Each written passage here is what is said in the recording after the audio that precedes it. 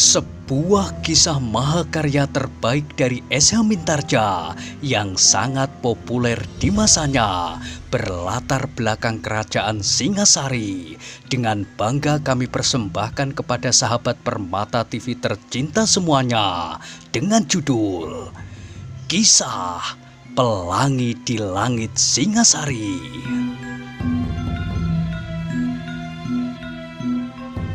Pada kesempatan yang sangat baik ini, kita masuk pada episode yang ke-166. Selamat menikmati.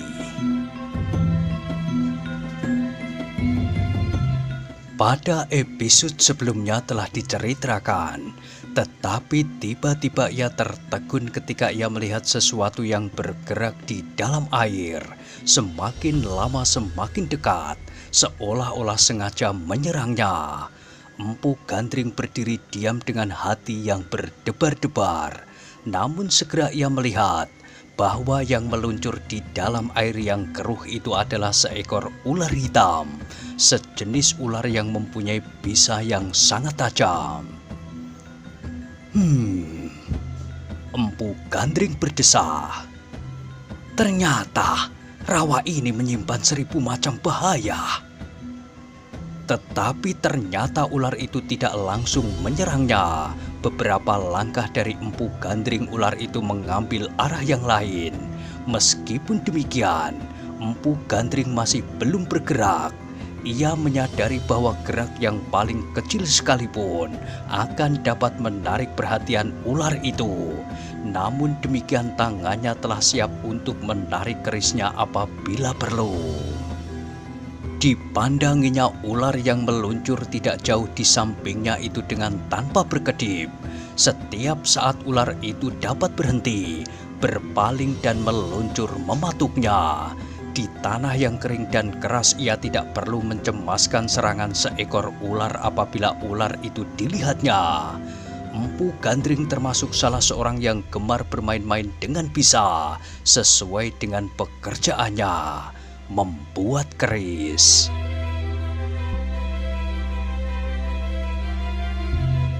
Tetapi di dalam air berlumpur, maka ia harus membuat perhitungan lain.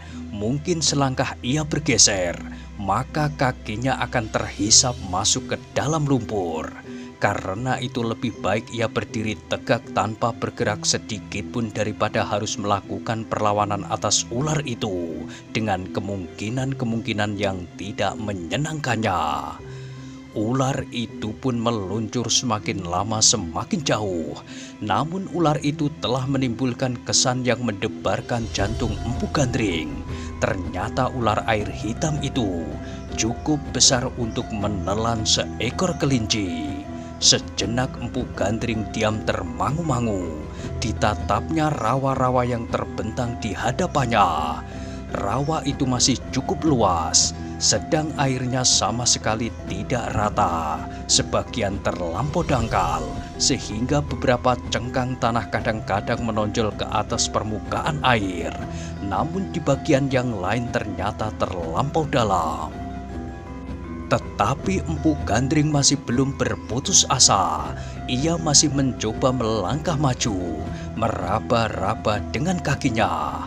Beberapa kali ia terpaksa melangkah surut dan mencari tanah yang cukup keras. Kadang-kadang tanah itu mengeras seperti padas, tetapi licinnya bukan main. Namun selangkah lagi yang diinjaknya adalah lumpur yang sangat gembur. Ketika Empu Gandring berpaling ke tanah yang tidak digenangi air, maka ia menarik nafas dalam-dalam. Ternyata jarak yang dicapainya sama sekali belum seberapa dibandingkan dengan waktu yang dipergunakannya. Ia masih melihat jelas kudanya makan rerumputan yang hijau. Bahkan ia masih melihat batang-batang perdu yang rendah di antara kaki-kaki kudanya itu.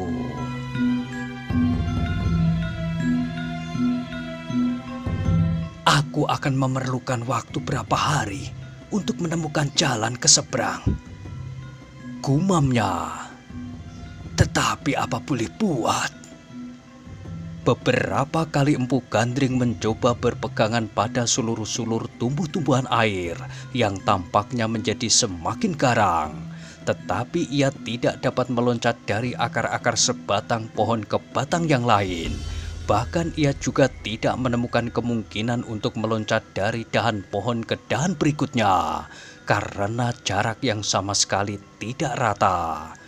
Ketika Empu Gandring menengadahkan wajahnya, sekali lagi ia berdesah. Matahari sudah menjadi semakin condong. Sebentar lagi hari akan menjadi gelap, dan aku masih belum beranjak dari tempat ini.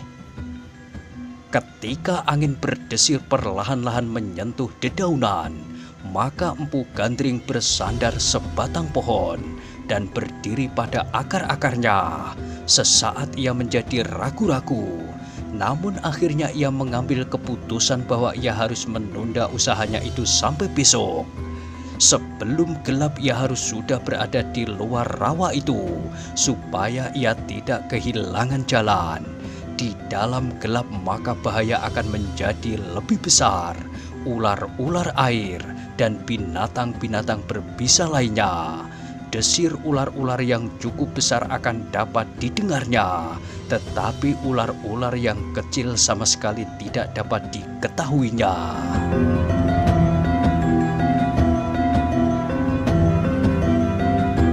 Sedang bisa ular-ular kecil itu pun cukup tajam untuk membenamkannya ke dalam rawa-rawa dan tidak akan bangkit kembali. Meskipun Empu Gandring membawa juga beberapa macam reramuan untuk menawarkan bisa, tetapi obat itu tidak terlampau banyak. Sedang agaknya ular di rawa-rawa ini merupakan penghuni utamanya. Lewat tanah-tanah yang telah diingatnya, Empu Gandring berjalan kembali menepi. Ia dapat berjalan lebih cepat daripada ketika ia sedang mencari jalan itu. Meskipun demikian, kadang-kadang ia masih juga merasa kakinya menyentuh lumpur-lumpur yang lunak di sebelah batu-batu padas yang diinjaknya. Sebelum gelap, Empu Gandring sudah berada di pinggir rawa itu. Ia sama sekali tidak merasa lapar, tetapi lehernya terasa kering, sedang air yang dihadapinya adalah air berlumpur. Apakah aku harus minum air itu? Pikirnya. Tetapi Empu Gandring masih mencoba menahan haus. Kalau terpaksa ia harus minum air itu juga, untuk menghindarkan diri dari serangan binatang-binatang yang tidak dikenalnya. Maka ketika hari menjadi gelap, Empu Gandring memanjat sebatang pohon di tempat yang agak lapang. Di sekitarnya tidak tumbuh pohon yang rimbun dan lebat, sedang kudanya diikatnya di bawah pohon itu. Empu Gandring adalah seorang yang telah membiasakan diri hidup dalam keadaan yang sulit. Orang tua itu pun mempunyai ketahanan tubuh yang luar biasa. Ia mampu berkelahi tidak saja sehari semalam, terus-menerus, tanpa pernah berhenti. Tetapi 3 hari ia akan dapat melakukannya. Namun kini terasa tubuhnya menjadi letih, hatinya juga letih. Usahanya untuk menemukan jalan menyeberangi rawa-rawa itu telah menegangkan segala urat sarafnya. Dengan demikian maka Empu Gandring itu benar-benar ingin beristirahat untuk menyegarkan tubuhnya kembali. Besok ia masih harus bekerja keras, meraba-raba jalan untuk menyeberangi rawa-rawa itu. Namun kadang tumbuh juga berbagai macam kecemasan di dalam hatinya. Ternyata di dalam air itu banyak terdapat ular-ular air hitam dan mungkin binatang-binatang air yang lain yang belum dikenalnya. Kadal air yang berwarna abu-abu kehitam-hitaman pun mempunyai bisa setajam ular bandotan. Tetapi yang lebih berbahaya lagi apabila kebo sindet sengaja menemuinya di dalam rawa-rawa itu. Orang itu telah memiliki kemenangan pertama daripadanya. Ia jauh lebih mengenal watak dan sifat dari rawa-rawa berlumpur ini.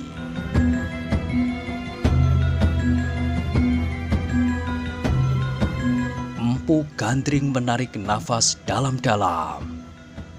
Tetapi aku tidak akan mundur. Dengan demikian, maka hatinya menjadi semakin bulat dan kini ia ingin benar-benar melepaskan segala macam ketegangan. Perlahan-lahan ia berdesah. Biarlah aku pikirkan besok. Sekarang aku akan beristirahat, badan dan pikiran. Sekali lagi Empu Gandring menarik nafas dalam-dalam, kemudian diselimutkannya kain panjangnya pada hampir seluruh tubuhnya. Ternyata di atas dahan itu pun banyak sekali terdapat nyamuk. Sejenak Empu Gandring itu dapat benar-benar beristirahat. Matanya terpejam dan nafasnya berjalan dengan teratur. Meskipun orang tua itu tidak tertidur nyenyak, karena sebagian dari inderanya masih mampu menangkap getaran-getaran yang terjadi di luar dirinya. Meskipun hanya lamat-lamat, namun istirahat yang demikian telah memberinya kesegaran baru. Tetapi kesempatan itu ternyata tidak terlampau lama. Empu Gandring membuka matanya ketika ia mendengar kudanya menjadi gelisah. Sejenak Empu Gandring masih berdiam diri, bahkan seakan-akan ia tidak banyak menaruh perhatian. Ia menyangka bahwa kudanya pun telah diganggu oleh semacam nyamuk-nyamuk yang cukup banyak dan besar di bawah pohon itu.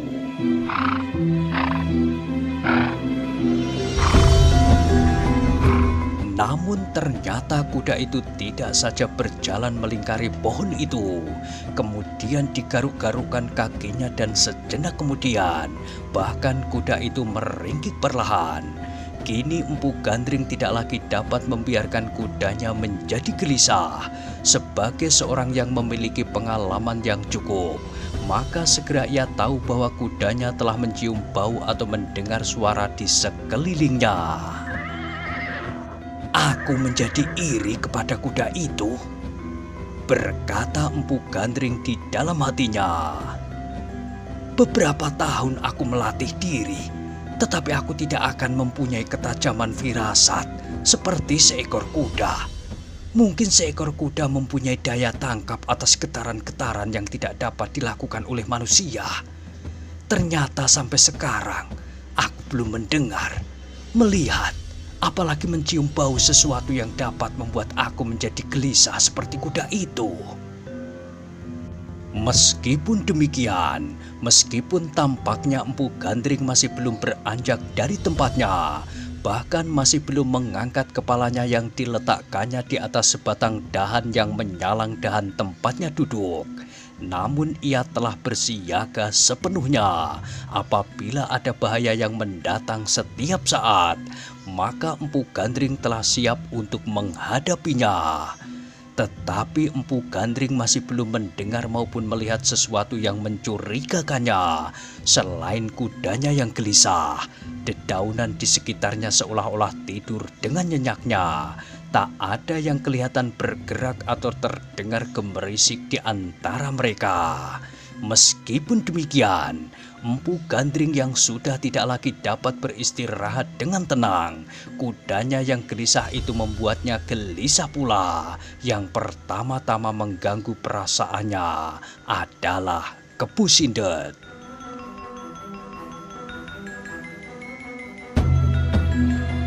Mungkin orang itu akan berusaha untuk mengintai aku dan kemudian dengan dia menyerang, katanya di dalam hati. Tetapi mudah-mudahan aku cukup sadar.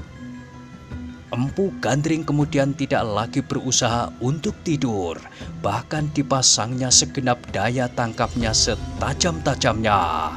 Lambat laun maka orang tua itu berhasil mendengar sesuatu di antara dedaunan beberapa langkah dari pohon tempat ia memanjat. Suara gemerisik dedaunan, tetapi bukan karena angin. Apakah ada binatang buas di dalam rimbunya dedaunan itu? Pikirnya. Apabila demikian, maka binatang itu pasti sedang mengintai kudaku. Tetapi kalau yang berada di dalam gerumbul itu Kepu Sindet, maka pasti akulah yang diintainya. Sejenak kemudian Empu Gandring masih tetap di tempatnya. Ia ingin mengetahui siapakah yang berada di dalam gerumbul itu. Akhirnya ia mengambil kesimpulan bahwa yang berada di dalam gerumbul itu pasti bukan seekor binatang buas. Apabila yang bergerak-gerak itu binatang buas yang mengintai kudanya, maka binatang itu pasti sudah merayap mendekati, karena kudanya tidak juga pergi meninggalkan tempatnya karena terikat. Tetapi yang bergerak-gerak itu masih saja berada di tempatnya. Bahkan kadang-kadang Empu Gandring seakan-akan kehilangan pengamatannya, karena dedaunan itu tiba-tiba sama sekali menjadi diam. "Baiklah," berkata Empu Gandring di dalam hatinya. "Kita saling menunggu. Manakah yang lebih sabar berada di tempatnya? Aku atau orang yang bersembunyi itu?" Meskipun demikian, Empu Gandring telah membetulkan letak kerisnya dan mengikatkan kain panjangnya di lambungnya. Disingsetkannya ikat pinggangnya dan rambutnya pula. Orang tua itu kini duduk di atas sebatang dahan. Setiap saat ia dapat turun meluncur pada batang pohon, atau apabila perlu meloncat langsung turun ke tanah. Tetapi ia masih belum melihat sesuatu. Namun kudanya semakin gelisah dan bahkan terdengar kuda itu beberapa kali meringkik. Tiba-tiba kuda itu melonjak, berdiri pada kaki belakang dan berputar-putar, sehingga tali pengikatnya menjadi semakin pendek.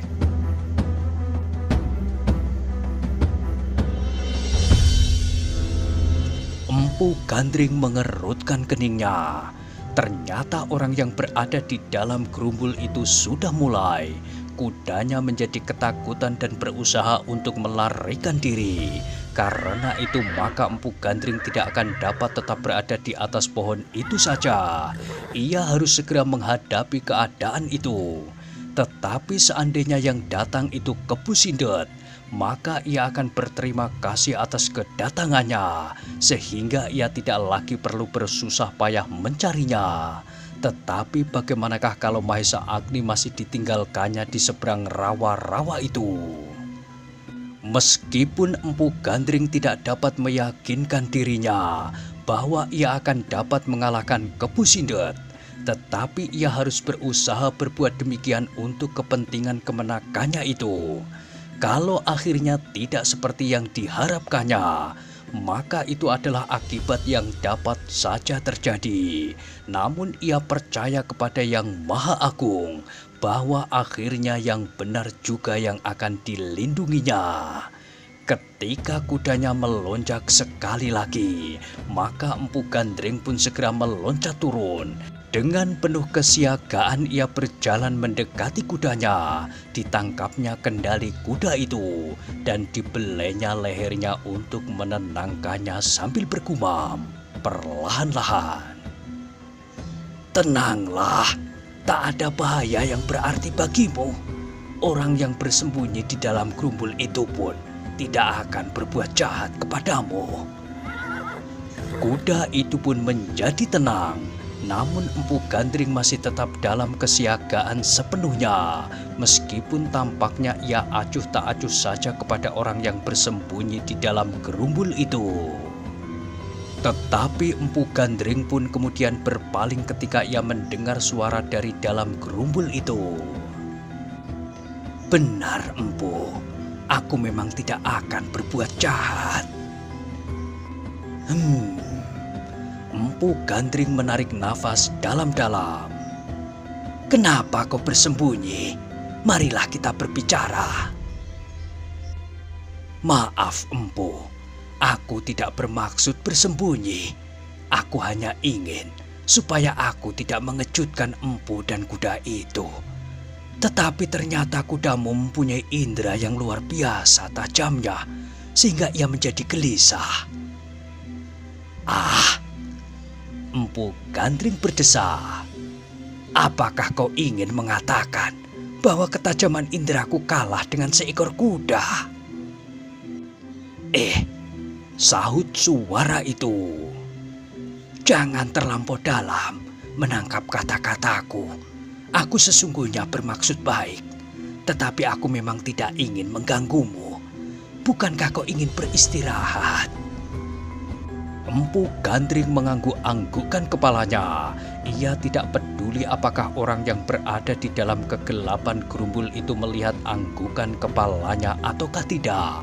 Tetapi Empu Gandring menjadi heran ketika ternyata suara itu sama sekali bukan suara Kepu Sinder.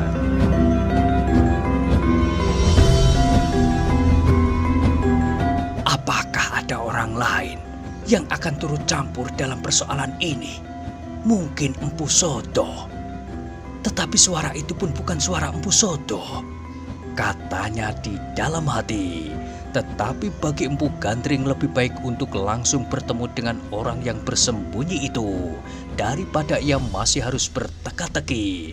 Karena itu maka katanya, "Kisanak, sebaiknya Kisanak tidak bersembunyi saja di situ. Kemarilah, kita berbicara dengan baik-baik apabila maksudmu benar-benar baik."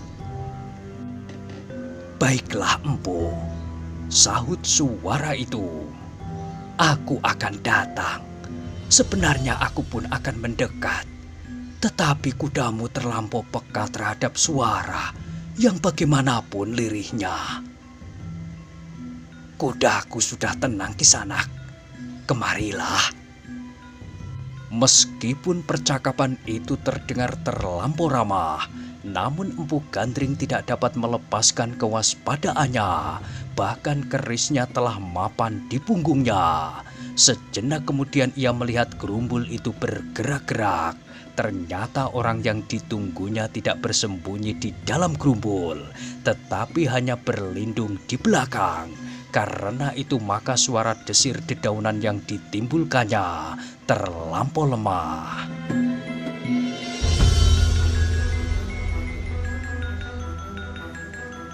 "Maafkan aku Empu, apabila aku mengganggumu." Empu Gandring tidak segera menjawab. Dicoba mengamati orang yang baru muncul dari balik gerumbul itu.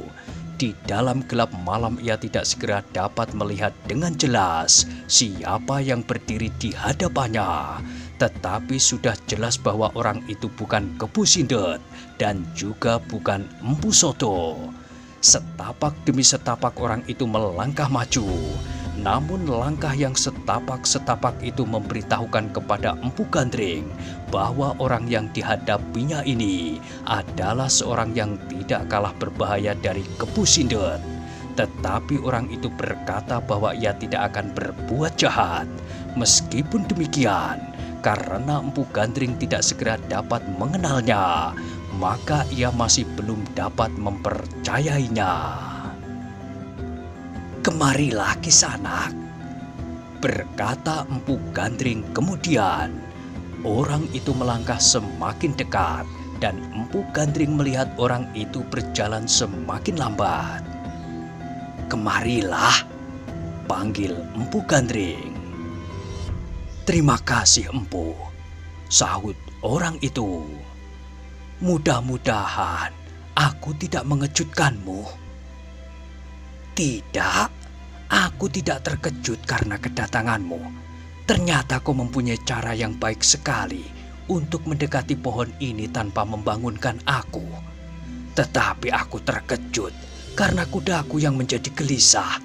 Nah, bukankah kudaku yang tidak pernah berlatih mempergunakan daya tangkap indera yang bagaimanapun juga mampu berbuat melebihi aku?" "Ah," desah orang itu. "Aku memang pernah mendengar cerita bahwa Empu Gandring senang berkelakar. Aku gembira dapat bertemu Empu lagi kali ini. Kesempatan yang lampau terlalu sedikit untuk mendengar kelakarmu yang segar."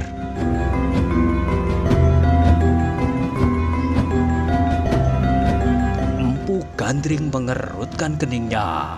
Orang itu mengenalnya dengan baik. Bahkan orang itu berkata bahwa ia pernah bertemu dengan dirinya. Empu Gandring menarik nafas dalam-dalam. Aku sudah pikun dan malam terlampau gelap. Tetapi bagaimana ia dapat mengenal aku? Katanya di dalam hati. Dan kini Empu Gandring melihat orang itu berhenti beberapa langkah daripadanya.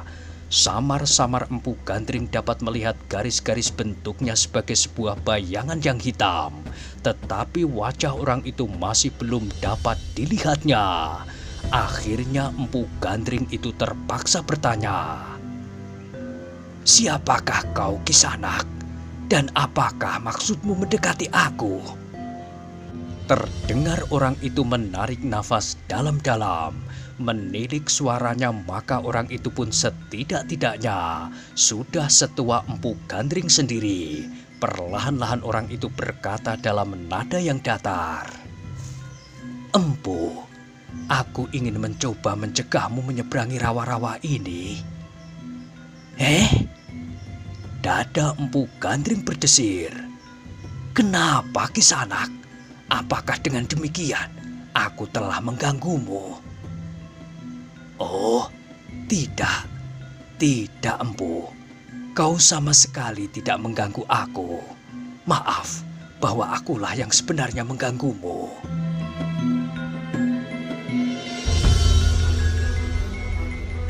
Empu Gandring mengerutkan keningnya mendengar jawaban yang ramah sopan itu. Tetapi meskipun demikian ia masih tetap dalam kewaspadaannya. "Kalau demikian, kenapa Kisanak berkeberatan apabila aku menyeberangi rawa-rawa ini?" "Aku bermaksud baik, Empu. Rawa-rawa ini adalah rawa yang sangat jahat. Banyak sekali tersimpan bahaya di dalamnya. Mungkin Empu akan bertemu dengan ular air hitam. Mungkin buaya-buaya kerdil yang sangat buas yang hidup di dalam air pula." Iya, aku mengenal jenis-jenis binatang berbisa itu." Tetapi Empu tidak menyangka bahwa binatang semacam itu banyak sekali terdapat di dalam rawa-rawa itu. "Aku sudah melihat, aku sudah bertemu dengan sejenis ular air hitam sebesar lenganku." Nah, itu adalah suatu contoh saja. Tetapi justru yang kecillah yang lebih berbahaya. Sebab Empu akan dapat melihat kedatangan binatang-binatang yang cukup besar. Tetapi yang kecil-kecil kadang-kadang dapat lepas dari perhatian. "Terima kasih, Kisanak. Tetapi rawa-rawa ini tidak mustahil untuk diseberangi. Ternyata Kebu Sindet dapat menyeberangi rawa-rawa ini. Coba bayangkan, Kebu Sindet yang berada di atas punggung kuda, membawa serta pula di atas punggung kuda itu seorang laki yang sedang pingsan. Berapakah kira-kira beban yang menekan pada ujung telapak kaki kuda itu di atas tanah di bawah air rawa-rawa ini? Ternyata beban seberat itu dapat juga lewat. Apalagi aku seorang diri berdiri di atas telapak kakiku."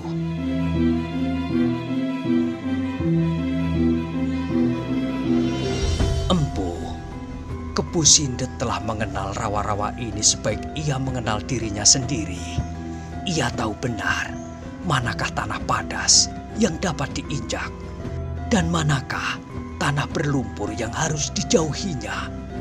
Tetapi Empu sama sekali belum mengenal rawa-rawa ini.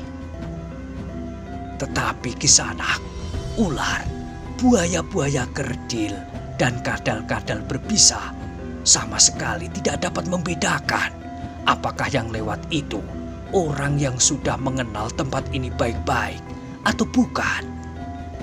Terdengar orang itu tertawa. Jawabnya, "Empu benar. Ular-ular air dan kadal-kadal yang buas itu tidak akan dapat mengenal apakah orang itu yang lewat sahabatnya atau bukan. Tetapi Kebu Sindetlah yang telah mengenal dengan baik tiap bunyi dan gerak dari binatang-binatang berbisa itu. Bahkan orang-orang yang telah biasa dengan binatang-binatang semacam itu dapat membedakan lewat penciumannya. Kebu Sindet mengenal pula riak air rawa-rawa ini. Apakah di dekatnya ada ular air atau kadal air yang sedang meluncur? Dengan demikian, ia dapat menyiapkan dirinya. Cara yang paling baik adalah berdiam diri tanpa bergerak untuk tidak menarik perhatian binatang-binatang itu. Empu Gandring mengangguk-anggukkan kepalanya. Jawabnya, "Aku juga biasa bermain-main dengan binatang-binatang berbisa, Kisanak. Mungkin aku akan dapat menyesuaikan diriku dengan kebiasaan binatang di dalam rawa-rawa ini." Orang itu terdiam sejenak. Kemudian katanya, "Iya, aku lupa bahwa aku berhadapan dengan seorang empu keris yang kenamaan. Seorang yang pasti jauh lebih mengenal watak dari binatang-binatang berbisa daripada aku. Namun meskipun demikian, aku tetap berpendapat bahwa sebaiknya empu mengurungkan niat untuk menyeberangi rawa-rawa ini."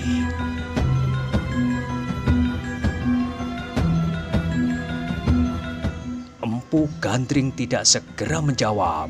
Dicobanya untuk menatap wajah orang yang berdiri beberapa langkah daripadanya. Ia sama sekali tidak melihat sikap yang mencurigakan pada orang itu. Dan kata-katanya pun cukup sopan dan ramah. Bahkan terasa hasrat yang sebenarnya tersirat pada kata-katanya, seperti yang pernah didengarnya dari Tambi.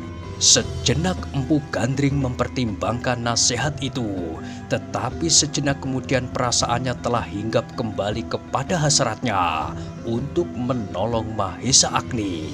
Ia tidak dapat berbuat lain daripada menyeberangi rawa-rawa itu.